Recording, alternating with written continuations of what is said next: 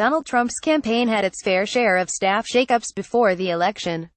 And a little over 7 months into Trump's presidency, his White House staff and administration have also seen a lot of turnover. Steve Bannon was the latest to be axed from the White House, the fourth senior official pushed out in a month. Here are the departures of White House staffers and other administration officials, starting with the most recent: Steve Bannon out as White House chief strategist, Priebus out as chief of staff. Trump names Kelly as replacement. Steve Bannon chips Emotoville Image. White House chief strategist Steve Bannon waits for the arrival of President Donald Trump for a meeting at the White House, January 31, 2017.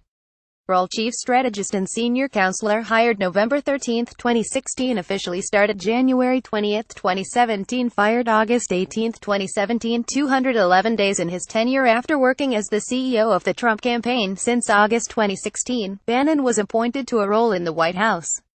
Trump's announcement that Bannon would be his chief strategist was met with backlash.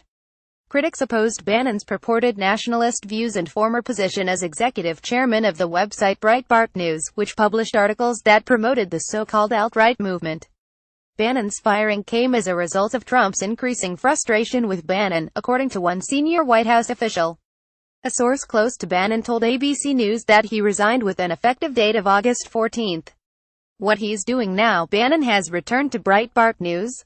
Anthony Scaramucci. Jim Watson out via Getty Images. White House Communications Director Anthony Scaramucci speaks during a press briefing at the White House, July 21, 2017. Role: White House Communications Director, hired July 21, 2017, officially started July 26, 2017, fired July 31, 2017, 6 days in his tenure. Scaramucci didn't officially start in his position until July 26, so he was on the job for only 6 days. When his role was announced, however, he took questions from White House reporters during a press briefing. Almost a week after he was hired, The New Yorker's Ryan Lizza published a detailed account of an expletive written phone conversation he had with Scaramucci. Scaramucci was pushed to resign the Monday after the article's publication. Mr. Scaramucci felt it was best to give Chief of Staff John Kelly a clean slate and the ability to build his own team, White House Press Secretary Sarah Sanders said in a statement.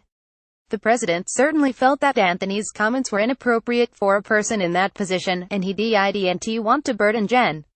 Kelly, Sanders told said at a press briefing the day Scaramucci resigned. What he's doing now, having sold his stake in the hedge fund Skybridge Capital to join the White House, Scaramucci has turned to doing media appearances. His first televised interview since leaving the White House was with ABC News. Reince Priebus. Alex Wong at Images. Reince Priebus participates in a discussion on March 4, 2016, in National Harbor, MD. Role: White House Chief of Staff, hired November 13, 2016, officially started January 20, 2017, fired July 28, 2017, 190 days in his tenure. Trump announced on Twitter that he was replacing Priebus as his right-hand man with Homeland Security Secretary John Kelly.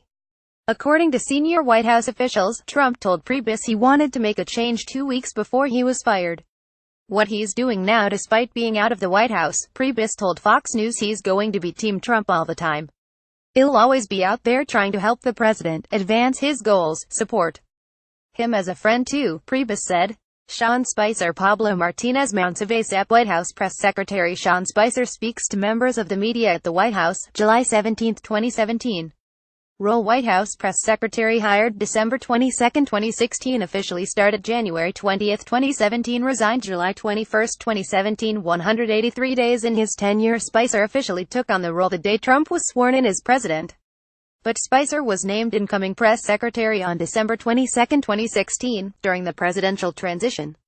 A few hours after Anthony Scaramucci was brought on the team as communications director, Spicer resigned. Spicer told ABC News that he felt relieved and that organizationally the White House communications team needed a fresh start.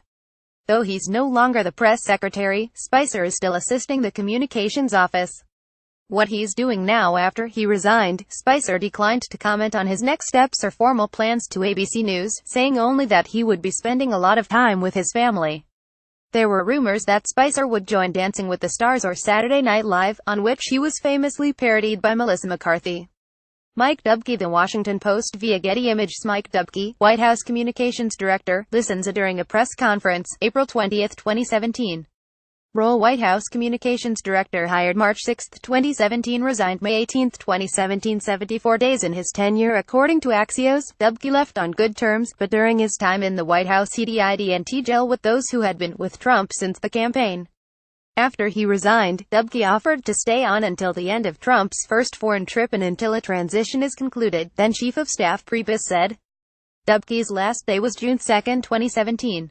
What he's doing now: Dubke has returned to his work at the strategic communications and public affairs firm he co-founded, BlackRock Group.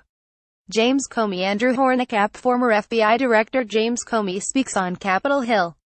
June 8, 2017. Role: FBI Director hired June 21, 2013, officially started September 4, 2013, fired May 9, 2017, 1,344 days in his tenure. Comey was dismissed by Trump, who the White House originally said was acting on the counsel of Attorney General Jeff Sessions and Deputy Attorney General Rod Rosenstein, after they criticized Comey's handling of the investigation into Hillary Clinton's emails. Trump later portrayed the decision as his alone and said that he was thinking about the FBI's Russian election interference probe when he resolved to fire Comey. What he's doing now: Comey testified before the Senate Intelligence Committee on June 8, when he detailed his interactions with Trump before his firing. In early August, Flatiron Books announced a deal to publish a book by Comey in the spring of 2018. Mike Flynn. Former National Security Advisor Michael Flynn sits in the East Room of the White House, February 10, 2017. Role: in the Trump administration, National Security Advisor hired November 18, 2016, officially started January 20, 2017, fired February 13, 2017, 25 days in his tenure. Flynn, who spent much of 2016 on the campaign trail supporting Trump at rallies and events, was rewarded with the National Security Advisor position shortly after the election. He lasted just over 3 weeks before being forced to resign after it was revealed that he misled Vice President Mike Pence about the nature of multiple meetings with Russian ambassador to the U.S. Sergei Kislyak before Trump's inauguration.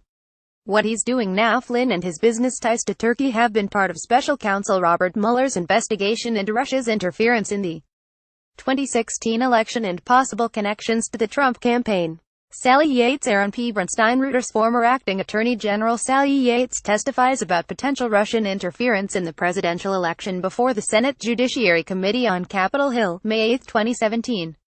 Role: Acting Attorney General promoted January 20, 2017, fired January 30, 2017, 11 days in her tenure after nearly 3 decades in a career with the Department of Justice. Yates took the reins of the department with the resignation of Barack Obama's Attorney General Loretta Lynch.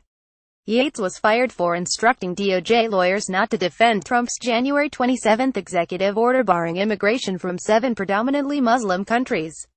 For as long as I am the acting Attorney General, the Department of Justice will not present arguments in defense of the executive order, unless and until I become convinced that it is appropriate to do so, Yates wrote in a letter to DOJ lawyers. She was fired hours after sending the letter. In a statement, the White House said Yates betrayed the Department of Justice. What she's doing now: since she left the Department of Justice, Yates has penned 2 op-eds in the Washington Post and the New York Times that are critical of Trump and Attorney General Jeff Sessions.